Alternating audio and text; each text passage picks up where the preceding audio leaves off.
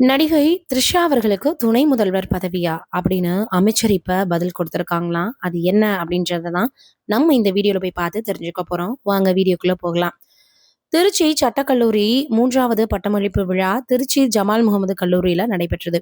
விழாவில் தமிழ்நாடு டாக்டர் அம்பேத்கர் சட்ட பல்கலைக்கழக இணைவேந்தரும் தமிழக எரிசக்தி மற்றும் சட்டத்துறை அமைச்சருமான நிர்மல்குமார் கலந்து கொண்டு மாணவர்களுக்கு பட்டங்களை வழங்கினாரு.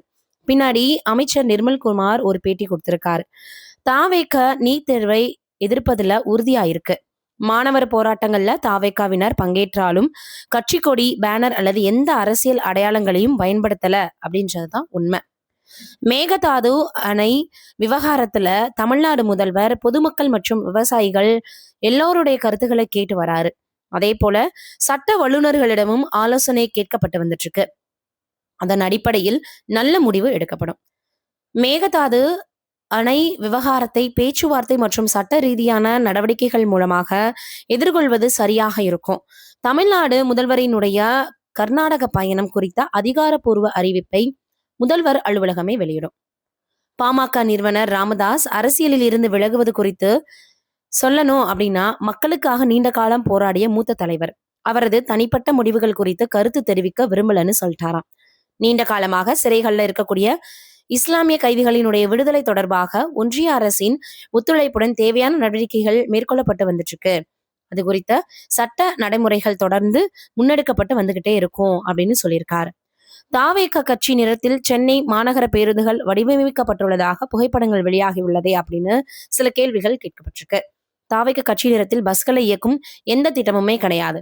மக்களுக்கு நல்ல திட்டங்களை இருக்கக்கூடிய வகையில அதை நாங்க செயல்படுத்துறதுலதான் அரசு கவனம் செலுத்தி வருது. த்ரிஷா அவர்களுக்கு துணை முதல்வர் பதவி வழங்க போகிறாங்க அப்படின்னு RB உதயகுமார் கூறியிருக்காரே அப்படின்னு கேட்டிருக்காங்க. ஊர்ல சீட்டாட்ட கிளப் ஒண்ணு இருக்கும். அங்க வரக்கூடிய செல்வந்தர்கள் சீட்டு விளையாட்டுக்கு இடையில டீ சாப்பிடுவாங்க. அப்போது மிகப்பெரிய அளவுல பொழுதுபோக்கு அப்படின்றதுக்காக இது போல ஏதாவது பேசிவிட்டு போவாங்க. அது போலதான் RB உதயகுமார் அவர்கள் பேசி வராரு அப்படின்னு இப்ப அவர் சொல்லியிருக்காரு. இந்த விஷயம் சமூக வலைதளங்கள்ல ரொம்பவே வைரலாக பரவி வந்துட்டு இருக்கு. என்னடா இது, த்ரிஷா அவர்களை பற்றி கேள்வி கேட்டா இவர் பாத்தீங்கன்னா நிறையவே சீட்டாடுறத பத்தி பேசியிருக்காரு அப்படின்ற மாதிரி எல்லோரும் கேட்டு வந்துட்டு இருக்காங்க.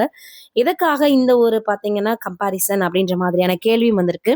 இது எப்படியோ, ஆனா அவர் சொன்னதை வச்சு பார்க்கும் பொழுது த்ரிஷா அவர்கள் நிச்சயமாக துணை முதல்வராக போறது இல்ல அப்படின்றது மட்டும் தெளிவாகி இருக்கு.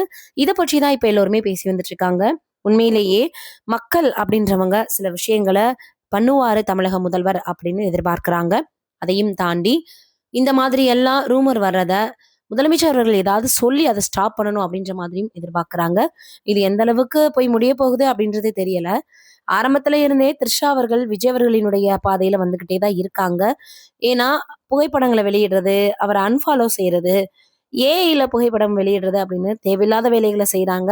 அப்பப்ப சமூக வலைதளங்கள்ல இந்த வயசுலதான் ஆசை வரும் அப்படின்ற மாதிரி நிறைய ஒரு அவங்க மேல வச்சிருக்கக்கூடிய ஒரு அன்புன்னே சொல்லலாம் ரசிகர்கள். அதை அவங்களே கெடுத்துக்கிறாங்கன்றத தவிர வேற எதுவும் சொல்றதுக்கு இல்லை. நீங்க என்ன நினைக்கிறீங்கன்னு கமெண்ட்ல சொல்லுங்க.